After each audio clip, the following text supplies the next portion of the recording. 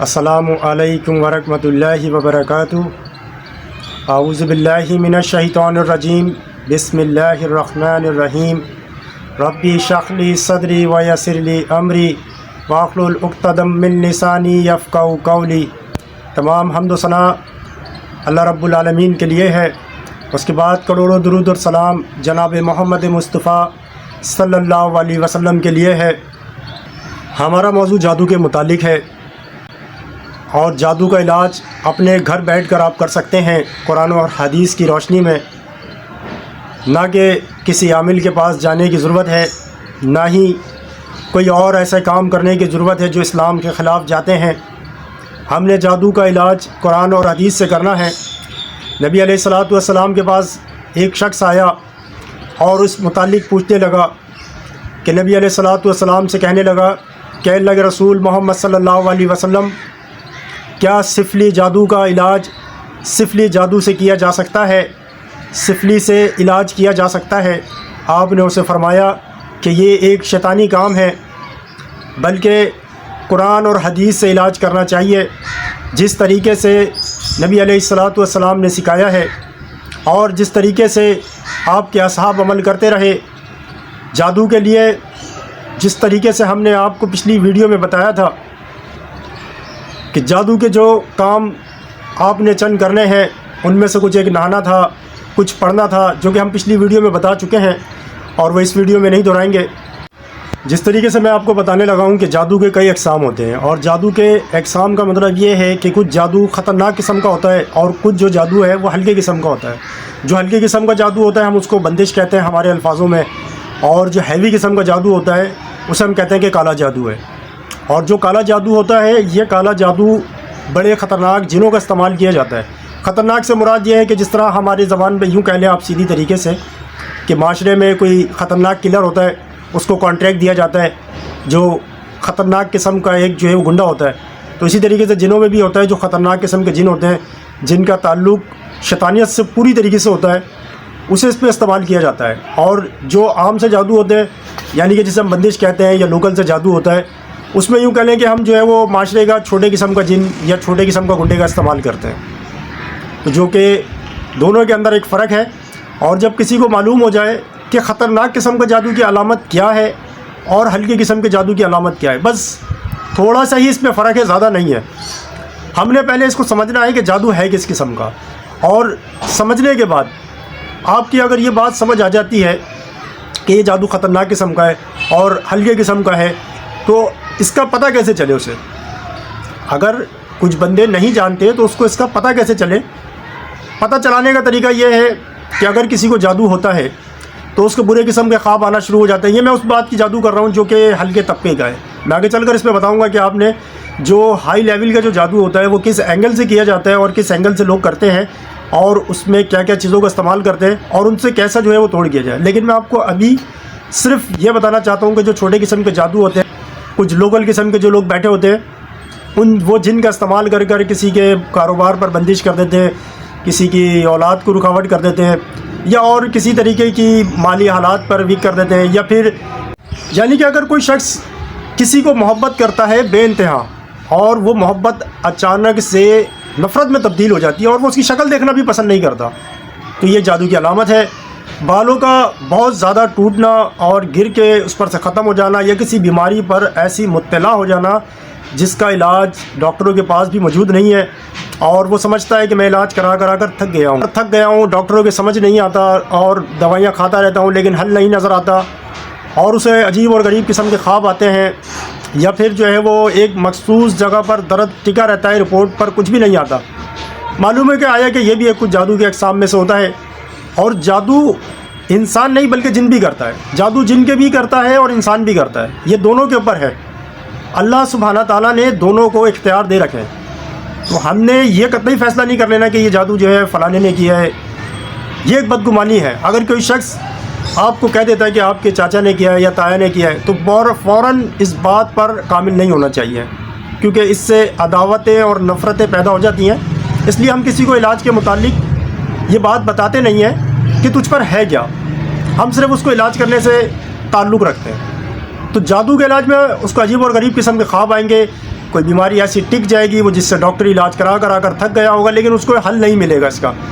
تو ہم نے ایسی صورت میں قرآن کی آیتیں پڑھنی ہیں.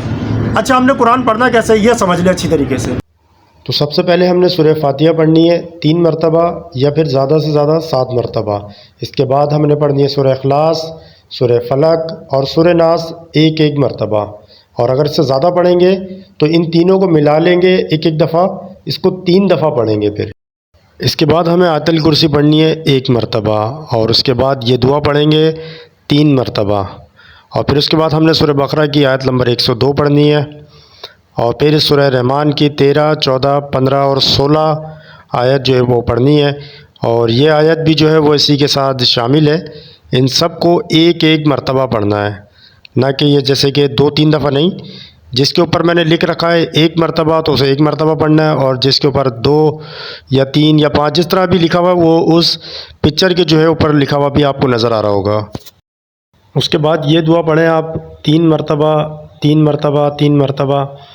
اور جس آیت کو یا دعا پڑھنے سے آپ کو زیادہ تکلیف محسوس ہو تو آپ اسے بار بار پڑھیں، وہ سمجھے آپ کا علاج ہے. کیونکہ جس آیت یا دعا سے جو ہے وہ شیاطین کو تکلیف ہوتی ہے اور رونا یا ہنسنا اس طرح کی کوئی بھی کیفیت آپ کو نظر آتی ہے تو اس دعا کو آپ بار بار دہرائیں، یہ علاج کا بہت بہترین حصہ بن جاتا ہے. بعد جو ہے وہ سورہ جن پڑھیں آپ. یہ پورے سورہ جن جو ہے وہ 1 سے لے کے 15 تک ہے. اس آیت کو 15 تک دہرائیں. اور اس کے بعد جو ہے وہ سورہ انعام کی یہ آیت آپ کے سامنے جو آ رہی ہے 128 اسے پڑھیں. اور پھر یہ دعائیں پڑھیں 7 مرتبہ. پھر دوسری دعا پڑھیں یہ بھی 7 مرتبہ پڑھیں. اور آخر میں جو ہے وہ یہ دعا پڑھیں آپ 3 مرتبہ. انشاءاللہ اللہ کے فضل و کرم سے آپ پر جو بھی مصیبت جادو کے متعلق آئی ہوئی ہے اللہ کی رحمت سے وہ حل ہو جائے گی انشاءاللہ. اور یہ عمل جو ہے وہ انشاءاللہ آپ 40 اور 41 دن تک کریں اور صبح شام کریں. اور صبح شام اگر نہیں کر سکتے تو کم سے کم 1 دن میں 1 دفعہ لازمی کریں. انشاءاللہ جادو کی کمر کو یہ توڑ دے گا اور جادو آپ پہ سے انشاءاللہ ختم ہو جائے گا. اچھا یہ میری بات آپ یاد رکھیے گا، یہ مین امپورٹنٹ بات ہے. اور اس پورے دم کے اندر آپ نے اپنے اوپر 7 مرتبہ دم کرنا ہے، یہ لازم ہے. تو انشاءاللہ آپ نے 7 مرتبہ دم کرنا ہے. یہ پڑھ کر اپنے ہاتھوں میں دونوں ہاتھوں میں تھتکار کر تھو کر کے اپنے اوپر دم کرنا ہے. برے خواب کی دعا ہم نے ڈیلی الٹے کندھے پر صبح اٹھ کر 3 دفعہ تھتکار کر لازمی پڑھنی ہے، جو کہ میری آپ کو پچھلی ویڈیو میں مل جائے گی کہ اس کا طریقہ کار کیا ہے اور اس کو کس طرح پڑھنا ہے. اس کے پڑھ لینے کے بعد آپ نے قرآن مجید پڑھنا ہے. اور قرآن مجید پڑھتے پڑھتے آپ نے ایک لائن سے ہی شروع کرنا ہے.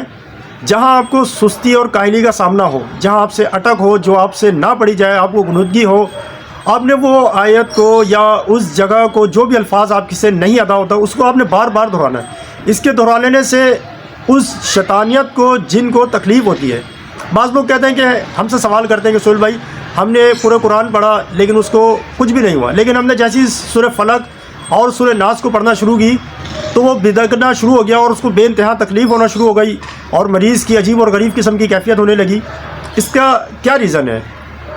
اس کا جواب سمپل سا کچھ اس طریقے سے ہے کہ بعض جنوں کو بعض آیت کا اثر ہوتا ہے. مثلا یہ کہ کسی کو فلق اور ناس کا ہوا، کسی کو بعض مریض کو ہم نے صرف یہ آیت پڑھی یعنی کہ فَبِأَيِّ آلَاءِ رَبِّكُمَا تُكَذِّبَانِ، اے گروہ جن و انس تم اپنے پروردگار کی کون کون سی نعمت کو جھٹلاؤ گے. جیسی ہم نے اس کی تکرار شروع کری نا تو جو شیطانیت اس کے اندر سے تھی وہ تکلیف دینا شروع ہو گئی اور اس کو تکلیف ہونا شروع ہو گئی اور وہ پناہ مانگنا شروع ہو گیا. جبکہ ترجمہ کیا ہے کہ تم اپنے پروردگار کی کون کون سی نعمت کو جھٹلاؤ گے. صرف اسی کی تکرار سے وہ جان چھوڑنے پر مجبور ہو گیا.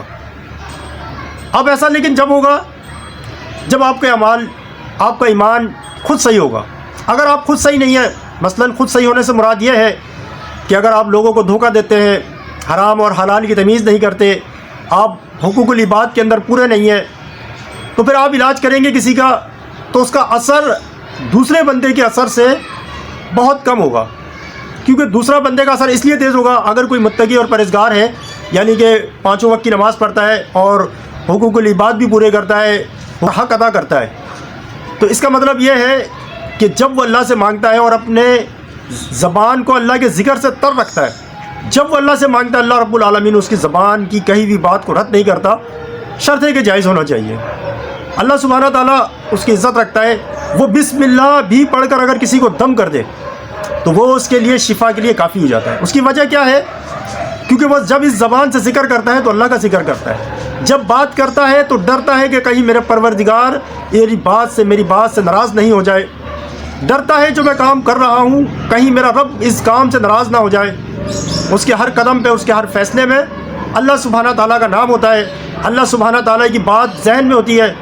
گناہ اور خطا ہر انسان سے ہو جاتی ہے، لیکن اللہ سبحانہ تعالیٰ دیکھ کیا رہا ہے کہ تم میں سے وہ کون ہے جو کوشش کر رہا ہے، یعنی کہ گناہوں سے بچنے کی، سیدھے راستے پر چلنے کی کوشش کر رہا ہے، گناہوں سے بچنے کے لیے کیا کیا پلاننگ کرتا ہے اور نیکی کے لیے اپنے آپ کو اس کام میں مصروف رکھتا ہے۔ تو اگر آپ اس چیز پر کامل ہیں تو جو آپ قرآن کی آیت پڑھیں گے اس پر فوری طور پر اثر کرے گی۔ اگر آپ خود صحیح نہیں تو آپ جتنا مرضی قرآن پڑھ لو اس کا کوئی اثر نہیں ہونے والا، کیونکہ اثر اس کی بات پر ہوتا ہے، اثر اس کی زبان پر ہوتا ہے، شفا اس بندے کے پاس آتی ہے جو اللہ سبحانہ تعالیٰ کے حکم پر عمل کرتا ہے، اللہ تعالیٰ سبحانہ تعالیٰ کے بتائے ہوئے راستے پر چلتا ہے، نبی علیہ الصلوۃ والسلام کی پیروی کرتا ہے۔ پیروی سے مطلب یہ ہے کہ وہ جو نبی علیہ الصلوۃ والسلام کا فرمان ہے اس کے فرمان کے آگے کوئی دوسرا فرمان نہیں چلاتا، اس فرمان کے آگے اپنی بات کو رد کر دیتا ہے، یہ نبی علیہ الصلوۃ والسلام کی ہر بات پر عمل کرنے کی کوشش کرتا ہے۔ تو جو بندہ کوشش کرتا ہے وہ سورت پڑھ کر دم کر دے کسی بھی بندے کو، اس میں بہت زیادہ صورتوں کی ضرورت نہیں ہے۔ لوگ سوچتے ہیں کہ جادو کے لیے ہمیں بہت سارے عمل کی ضرورت ہے، جادو کے لیے سمپل سا توڑنے کا ایک فارمولہ ہے، اخلاص، فلق، ناس، آیت الکرسی، سورہ بقرہ کی آیت نمبر 102 آپ یہ پڑھیں، صبح شام کے اذکار کی دعائیں اس کے اندر شامل ہیں، اس کی کثرت کر لیں۔ آپ اگر ان کی دعاؤں کی کثرت لے آئیں گے اور سچی نیت سے بنا شک و شبہ کے اگر آپ یہ دعا پڑھتے ہیں، یقین جانیں انشاءاللہ میں اس بات کی آپ کو گارنٹی دیتا ہوں یہ وہی عمل ہے جو ہم کرتے ہیں، وہی سکھا رہا ہوں آپ کو، اور چاہتا بھی یہی ہوں کہ میری بہنیں اور میرے بھائی اور میری باپ اور میری مائیں اس عمل کو سیکھ کر اپنے گھر بیٹھے علاج کریں، نہ کہ جادوگر کے، عامل کے، پنڈت کے، پادریوں کے پاس جا کر اپنا علاج کرائیں، بلکہ سیدھا سا ایک قرآن کے اندر موجود ہے اس راستے کو اختیار کریں، انشاءاللہ اسی سے آپ کو شفا مل جائے گی۔ میں نے پچھلی ویڈیو میں اس کا بتایا تھا، اور انشاءاللہ اس کے بعد اس سے آگے کا حصہ بتاؤں گا کہ جو جادو کو گھر بیٹھے جڑ سے ختم کر سکتا ہے۔ اور یہ ضروری نہیں ہے کہ جادو کا سامان کو باہر نکالا جائے اور پھر اس جاہل کیا جائے۔ ہاں، اگر آپ کو جادو کا کوئی سامان مل جاتا ہے، فار ایگزامپل آپ کو تعویذ مل گئے جس پر صرف گنتی لکھی ہوئی ہے، آپ کو کوئی اور سامان مل جاتا ہے، بال مل جاتے ہیں، اور بھی کچھ مل جاتا ہے، تو پھر آپ اس کو جلا دیں۔ اس کا علاج ہے اس کے جلانے کے، اس سے اثر ختم ہو جائے گا۔ یہ جلانے کی بات ہمیں کیسے پتہ چلی؟ نبی علیہ الصلوۃ والسلام پر جب جادو ہوا، آپ نے اس جادو کے سامان کو نہیں نکلوایا اور وہ کنواں کٹوا دیا اور دفن کر دیا۔ آپ کے اصحاب کہنے لگے رسول محمد صلی اللہ علیہ وسلم، یہ صحیح بخاری کی حدیث ہے، کہنے لگے آپ نے وہ سامان نکال کر جلا کیوں نہیں دیا؟ تو اللہ کے رسول نے اس کنویں کو کٹوا دیا، اور پھر یہ بھی کہہ رہے تھے کہ آپ نے اس شخص کو، لبید بن عاصم کو کیوں نہیں پکڑا جس نے آپ پر جادو کیا ہے؟ اللہ کے رسول نے فرمایا اللہ نے مجھے صحت دے دی، شفا دے دی، اب میں اس بات کا پتنگڑ بنانا نہیں چاہتا، میں نے اپنا معاملہ اللہ کے سپرد چھوڑ دیا، اللہ خوب حساب کرنے والا ہے۔ تو ہمیں بھی اپنا معاملہ اللہ سبحانہ تعالیٰ کے اوپر چھوڑ دینا چاہیے، نہ کہ اس بات کو پتنگڑ بنانا چاہیے۔